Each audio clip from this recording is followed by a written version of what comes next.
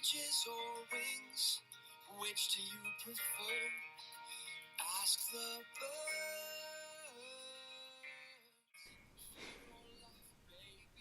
So I'm not sure how much emotional turmoil and storytelling one is supposed to take within a 2-week period. I had a friend of mine ask me what the next review I would do after Jagged Little Pill was going to be, and I didn't know what to tell him because I wasn't sure, but I just got done watching Tick Tick Boom, which is a stunning directorial debut from Lin Manuel-Miranda about Jonathan Larson, who wrote Rent and other things. And I literally just got done watching it about maybe 10 minutes ago, so all the emotions are still very raw. And I know that I've said before that I really don't like spoilers, but especially since I just watched it, I don't know if I can do this review without spoilers because there's so much to talk about and so much going on in this film.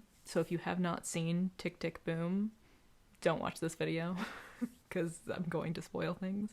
But yeah, so I was kind of like, I'm a fan of Rent, and it'll be fun to watch something about Jonathan Larson. And I know, of course, that he died before he got to see his show get the audience and the rave reviews that it got and change Broadway forever, which is so tragic and sad. So I expected it to be emotional for that reason. But they really didn't focus as much on that. It wasn't like it ended with him dying and wasn't it a sad ending. The whole story was pretty much about this other show that he was trying to get produced and writing music for that and trying to get this one song done for that, and how that kind of took over his life for those like few weeks or that week leading up to that. And then after that didn't get any kind of production or distribution, he kind of stepped back and was like, well, do I really want to do this thing? And after getting some advice from other people and kind of seeing how other people in his life were moving on or had bigger problems, like being HIV positive, sort of put him in the right place to stay in that creative space and create more art and put his emotions and his life into his art. Yeah. Still processing everything. I related to it on a deeper level than I expected. It's a very emotional roller coaster with a lot of funny stuff, a lot of kind of anxiety-ridden stuff. For any writers out there, you'll resonate with a lot of things going on in this, because for like the first 3/4 of the film, I would say, our protagonist, Jonathan Larson, is struggling to write a song, and the ticking time bomb of this presentation is coming up and he still hasn't written the song. And all of the different methods that he tries to get inspiration, the way that he's ruining his relationships and pushing people away because he's so focused on this one thing. I think every writer can relate to that and feels guilty about what happens when you're kind of in that crunch time and you're feeling overwhelmed by everything you have to do. I very much relate to the anxiety of writer's block and pushing other people away so that you can focus on your work and kind of becoming manic about that. The scene in Little Women when Jo sort of shuts herself in the attic and just writes for an indefinite amount of time and there's just papers everywhere. I don't fully relate to that complete manicness, but I relate to the focus needed for that, and I felt seen by that. So I wouldn't say that I go full on manic in that way, and I don't push everybody away, but I can definitely understand the pressure of trying to meet that deadline, especially for something that you're so passionate about and you put so much of yourself into. From a writer's standpoint, one of the things that I really appreciated about this film was how you could see already that there were hints of very familiar storylines and themes that are present in Rent. So as a fan of Rent watching this, there were a lot of little Easter eggs. One of my favorites is that Jonathan's voicemail, when he's screening voicemails, which is what the characters in Rent do all the time, it says, "Speak," just like it does in Rent. So that was a fun little bit that I don't know if that was real or not, but it was a fun little Easter egg for Rent fans. I expected there to be some Broadway cameos in this because it's a big deal, and because when Lin Manuel-Miranda is helming the project, I feel like everybody wants to be involved. There are so many cameos in this thing, and I'm not going to go into all of them. I've already said don't watch this if you haven't seen the movie because I don't want to spoil things, so if you're watching it, I assume you've seen the movie. My favorite bit of the cameos, it's a toss-up between all the people who've been in Lin Manuel-Miranda's other works popping up in here, like Renee Elise Goldsberry, Pippa Sue, Christopher Jackson, and then there are also a lot of people who have been involved in Rent specifically.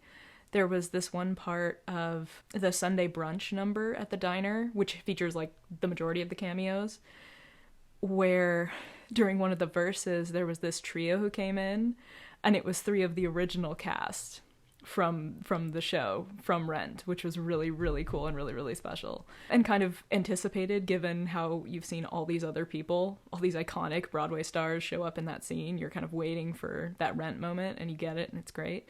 But even in the main cast of this thing, it had Vanessa Hudgens, Robin DeJesus, and Michaela J. Rodriguez, all of whom have been in some version of Rent over the years.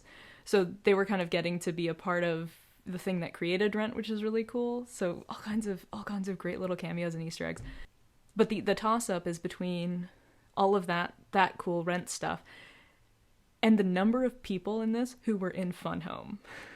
When I was watching the Sunday brunch number, I immediately clocked Beth Malone sitting at the counter, even looking very Alison Bechdel-esque, just very similar to what she looked like as the character, except that her hair's longer. And so that was really cool just to kind of like see Alison pop up there for a second.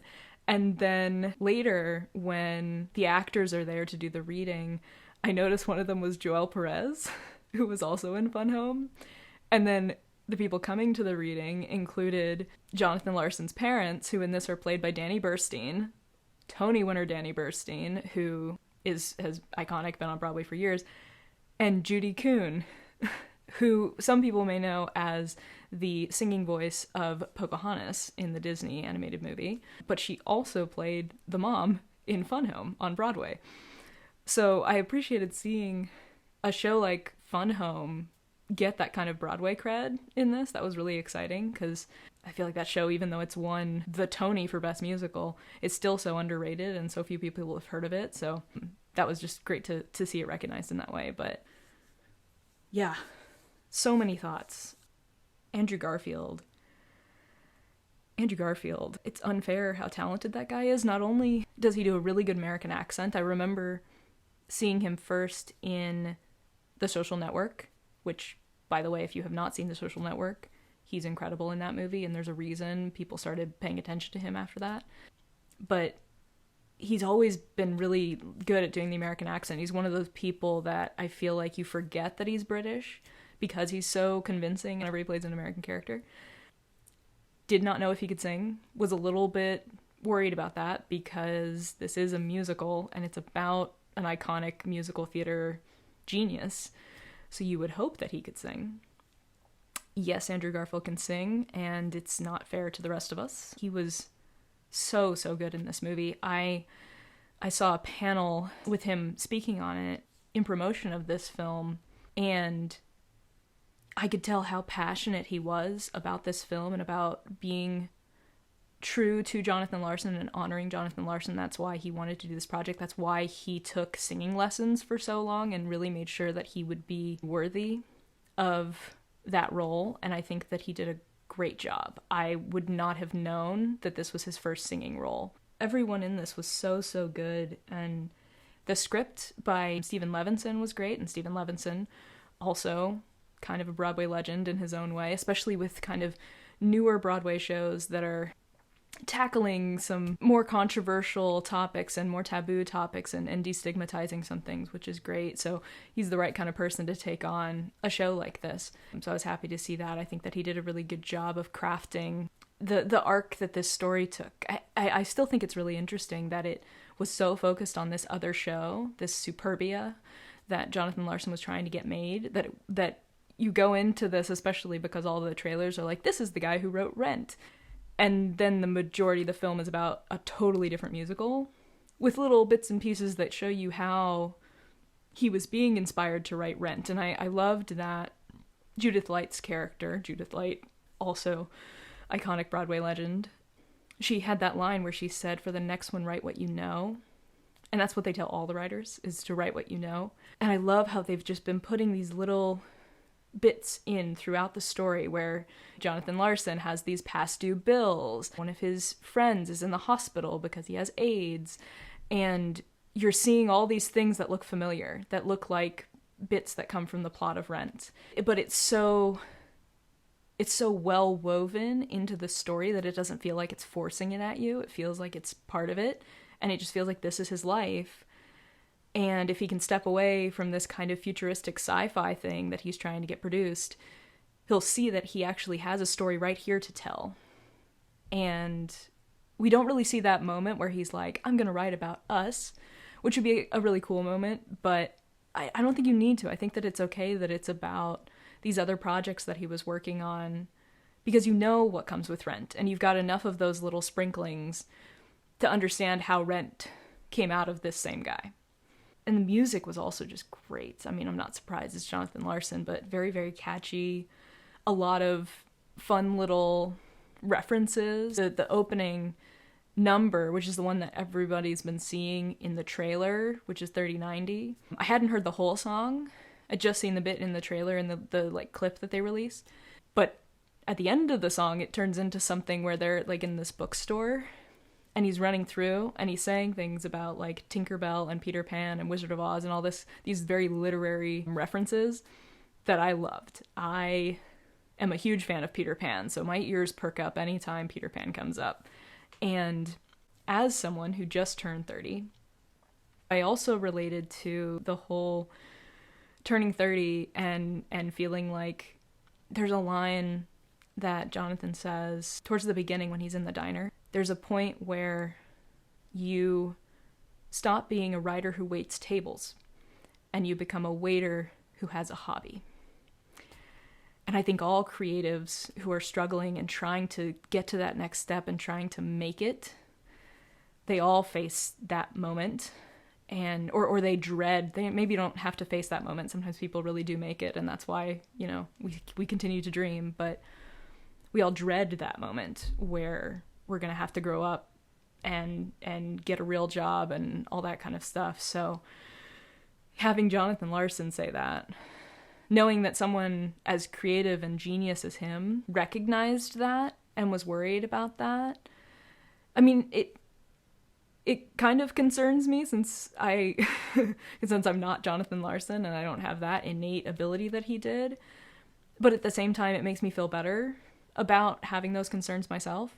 I just want to create stories that help create empathy and help people feel seen and introduce them to life experiences that they might not be privy to. And I feel like there's no more noble pursuit than trying to create empathy with your art.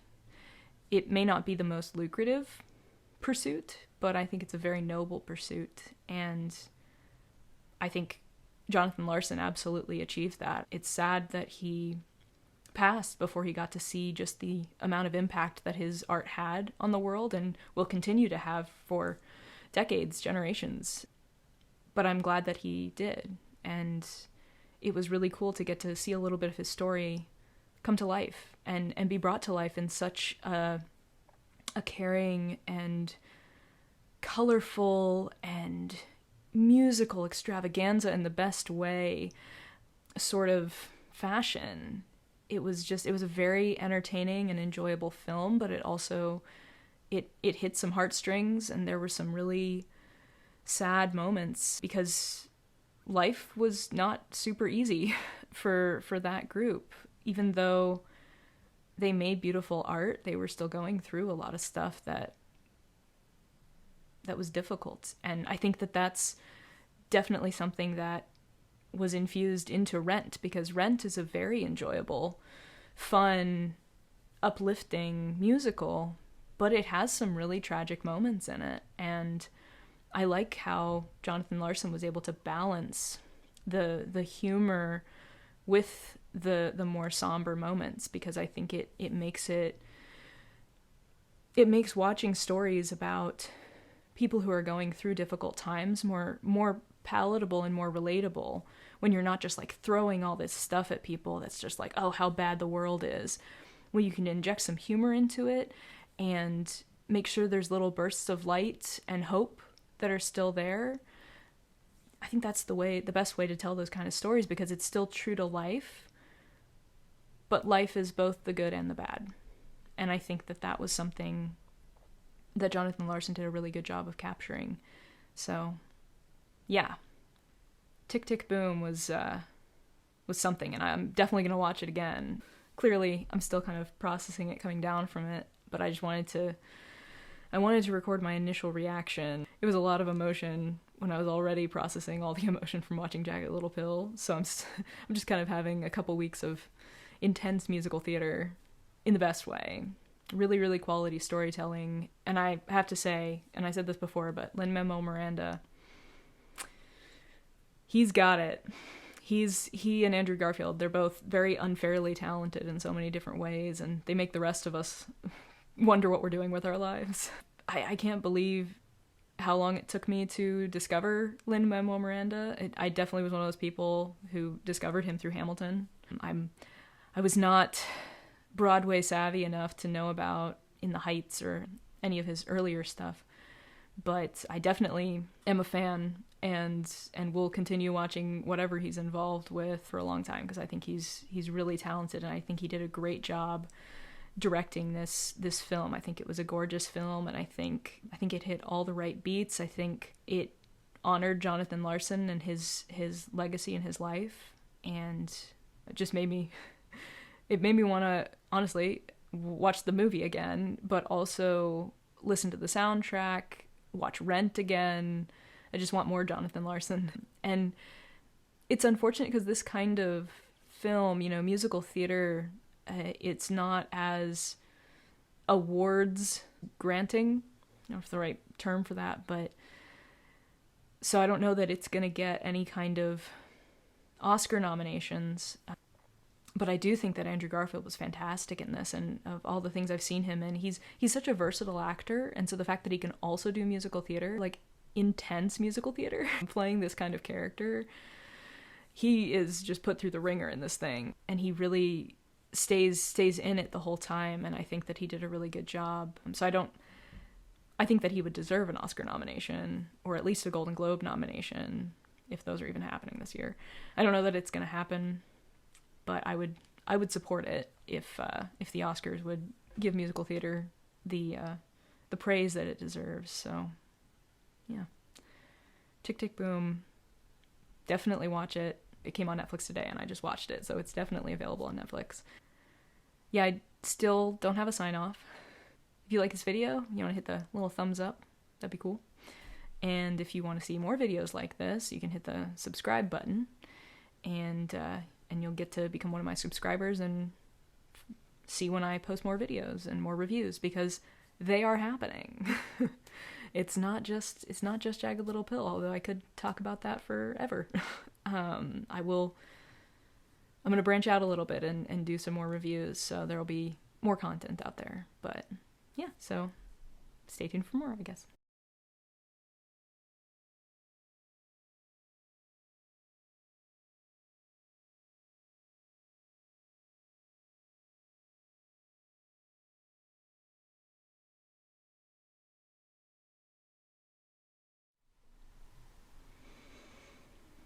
So, within about a week of the release of this film, Stephen Sondheim passed away, and I loved the cameo of having Bradley Whitford play Stephen Sondheim in the film, and I thought that he did a good job, and it was cool to see that someone like Stephen Sondheim had kind of taken young Jonathan Larson under his wing. And so there's already so much emotion about Jonathan Larson being gone, and this film being a tribute to him and his legacy. But after Stephen Sondheim passed, it became a tribute to him as well. And like the day after Stephen Sondheim died, the Broadway community did this incredible tribute in Times Square. I was never more happy that I had joined Instagram than that Sunday when all of the Broadway people that I follow on Instagram were posting videos from that. And so I got to see little snippets here and there, and then finally the full video got posted, I think by Playbill. And so I watched the whole thing. They went to the TKTS stairs, and I mean, there must have been hundreds, if not thousands, of people there. And they sang the song Sunday from Sunday in the Park with George, and it was awe-inspiring and just the perfect, most fitting tribute to that inimitable artist.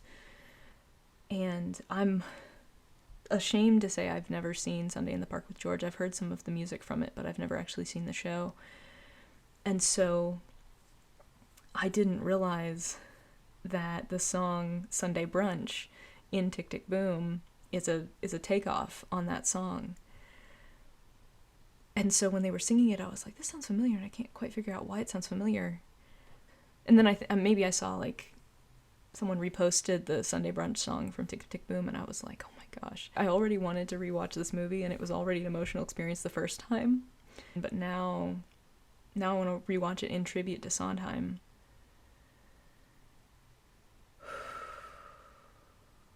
Yeah, watching that number, and also knowing that that's the real Sondheim's voice on the answering machine at the end of the movie when he calls to tell Jonathan Larson that he liked his show and wants to meet up with him. Yeah, it's a hard scene to watch now, but it makes this film even more special because now it's a tribute to two incredible artists. And it's still a loss that is permeating a lot of things because he created so many iconic shows with so much music that is so a part of Broadway culture. Everybody knows Sondheim. Everybody has a favorite show, a favorite song from his. And mine is probably Into the Woods, and from that it would be No One Is Alone, although there are a lot of great songs in that. West Side Story is just about to come out, and that's another Sondheim work of art. It's just like everything's kind of coming in at the same time, and it's both hard and beautiful to be experiencing all of this at this time, at the same time. And especially right now when we're all still in the middle of a pandemic and still unable to get fully back to where we were as far as being able to be together. And music is such a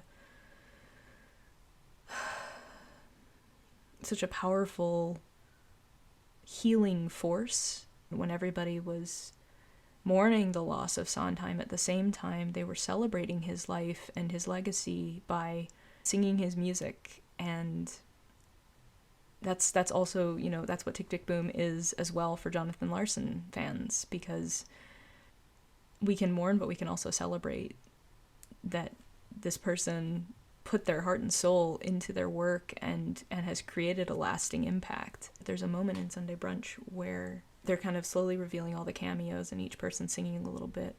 And there's a moment where, I won't even say Jonathan Larson, I'll say Andrew Garfield.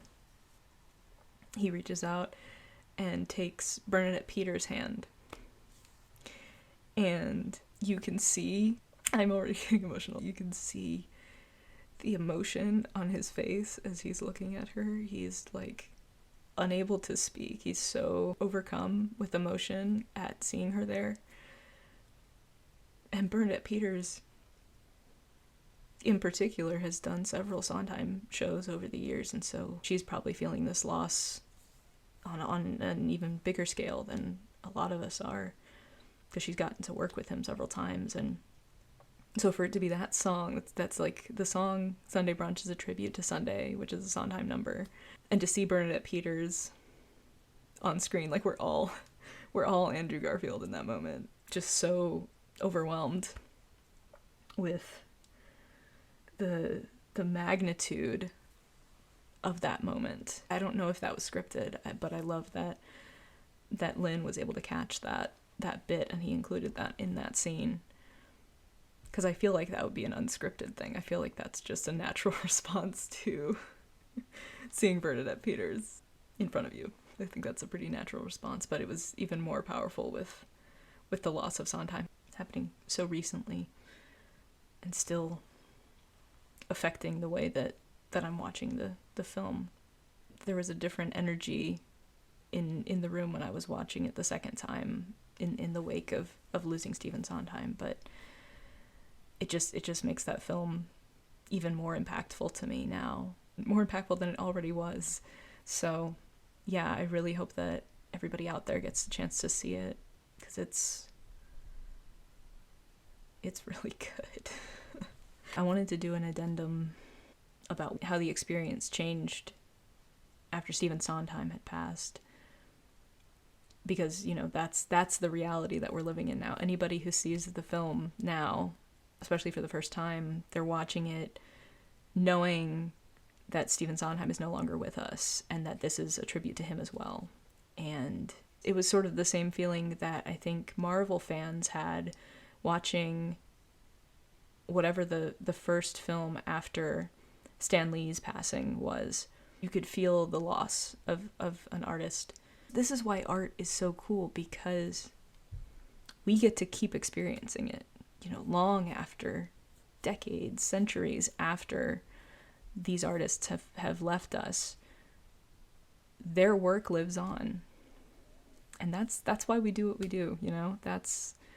We want to leave that legacy. We want to impact the world in a positive way and give voice to the times that we're living in, but also the hope that we have for the future. And I feel like Jonathan Larson definitely did that, and Stephen Sondheim did as well. Stephen Sondheim, he was in his 90s, and I think all of us knew at some point that he would pass away, but he still had so much energy at that stage of his life. He was apparently working on a new show, which I hope someone, you know, Lin Manuel-Miranda, please get your hands on it and finish it.